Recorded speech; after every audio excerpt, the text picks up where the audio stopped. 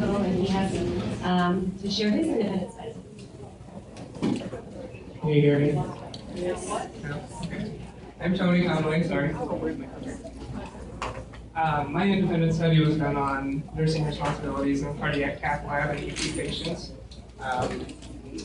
It was mostly focused within the cath lab because EP and cath lab do similar one thing. So, why the cath lab? For me, I had a personal interest in cardiac catheterization just because cardiac is something that's interesting to me. I also was diagnosed last semester with a bundle branch block, so it intrigued me for myself just to dig in and dive into what treatments were available, what are the patient outcomes, and really do a review of literature on the interventions that were available for this kind of thing.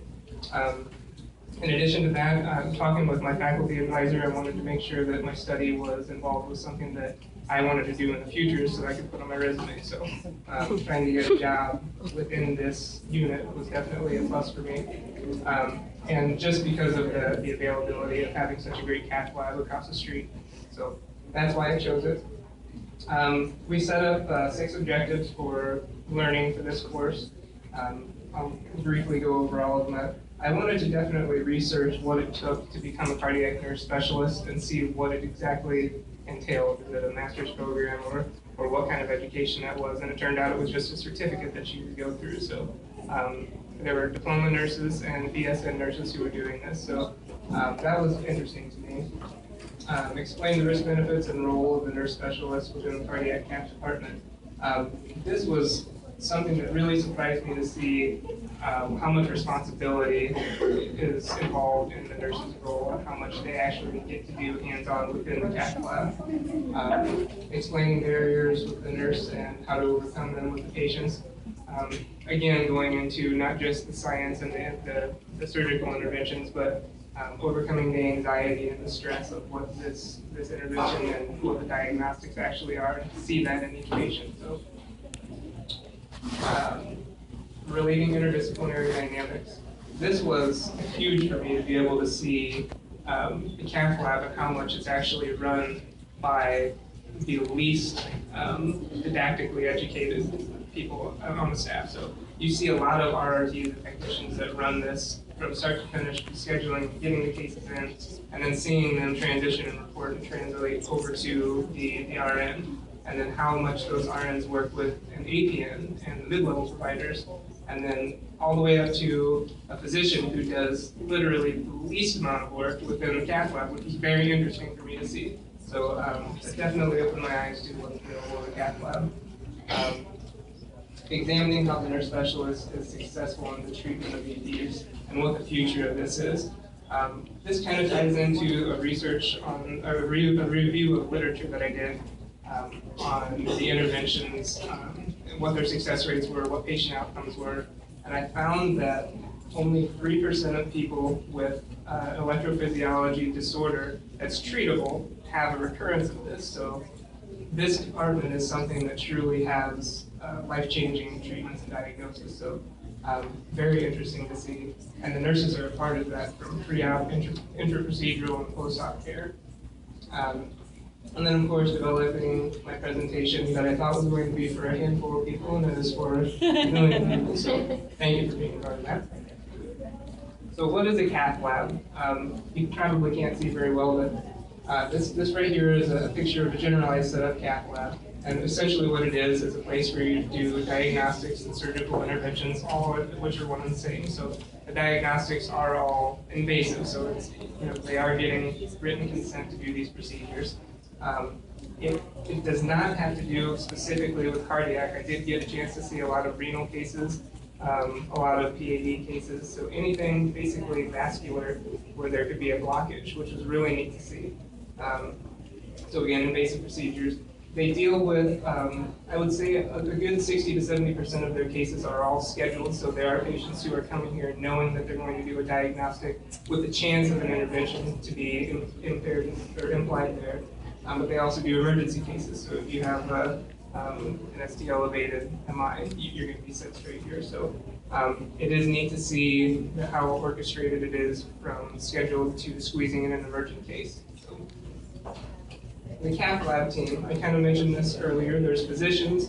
Those physicians range anywhere from DOs to vascular surgeons who will do harvesting, to regular cardiologists and EPs.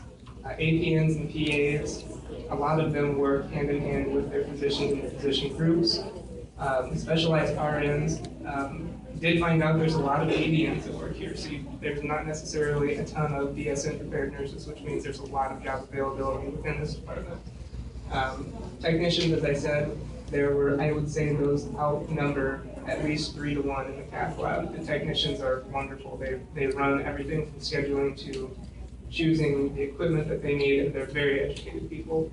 And a chaplain, which was surprising to me because usually chaplains are what you see specifically just in surgery. But with those emergent cases, they're always there, and they like to pop in just so that they can give family updates. So that is their team. My review of literature, I won't go through all of this, but I mainly wanted to show that I focused on a month prior to going into the clinical side of my research study. I wanted to make sure that I knew a little bit about what the Cath lab entailed and what the interventions were and what all were involved. So I looked at aspects from a quality improvement standpoint from the RN and what are outcomes that we can impose for patients pre and post, and specifically just as nurses. Going beyond ECGs, I really wanted to understand what I was seeing when I went in there. So I looked at studies that involved how to read these ECGs, how to look at fluoroscopy live so that you can see what these interventions are doing. And then I went in a little bit more in depth into cryoablation, which is probably one of the most common things that they do in the Cath lab as an intervention. So I wanted to see what exactly is cryoablation, how does it work, and what the success rate is for it. So I learned a lot about the different procedures and the success rates of them. So the knowledge that I gained, interdisciplinary collaboration was huge for me to see how much the physicians rely on the technicians, and the technicians rely on the RNs, and RNs rely on the chaplain to go and talk with the families, and it's such a choreographed ordeal with every case that comes in.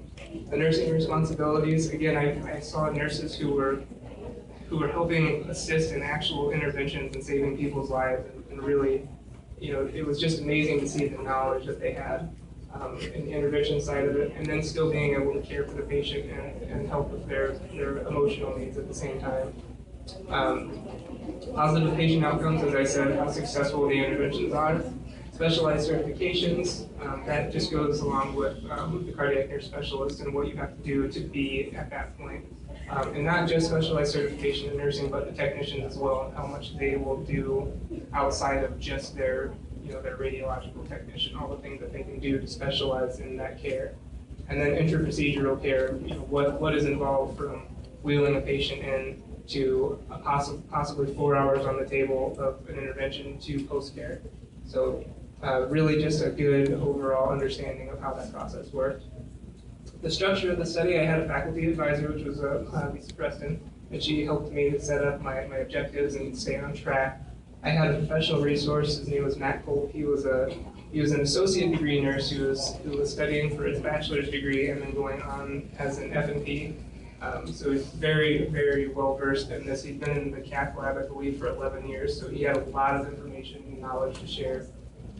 Course objectives, obviously, that was my guideline for the study. The review of literature allowed me to get my hands on what it is that I was going to be looking at before I went in and saw the clinical side.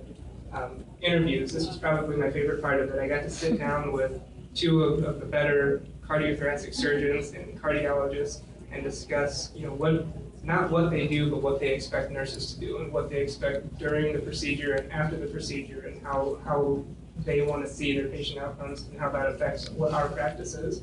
And the review of the literature I already kind of talked about. An evaluation of the study.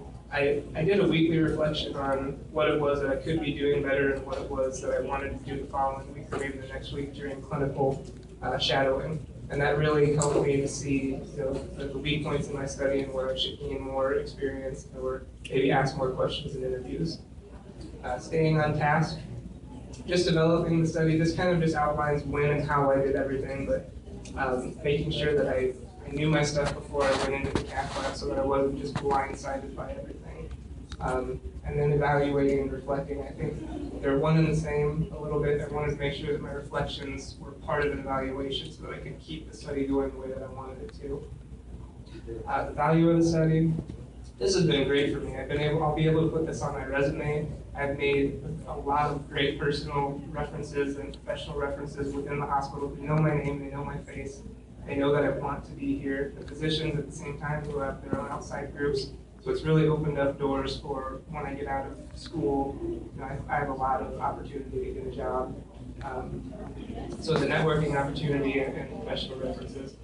It increased my probability for job placement because I can promise you, as much as I annoyed them with questions, they don't remember who I am.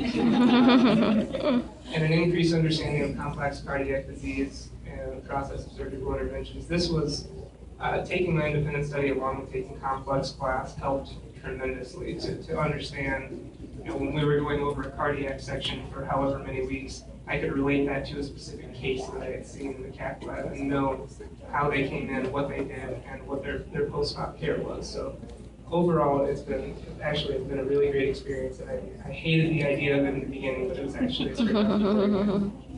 So the study enhanced my independent research skills, just being able to keep myself on task, which I've never been able to do. And really dive into some of the coursework that I've done previously with the research, like with this research day. Taking a proactive approach to my own education, asking the questions that needed to be asked to get the information that I wanted.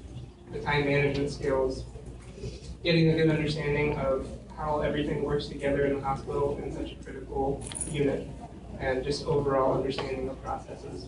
And it's definitely made me want to pursue graduate level education just because I have so many further questions now that I know that the undergrad level just can't provide, so I want to go on now. So these are just the references to the studies that I use. And thank you.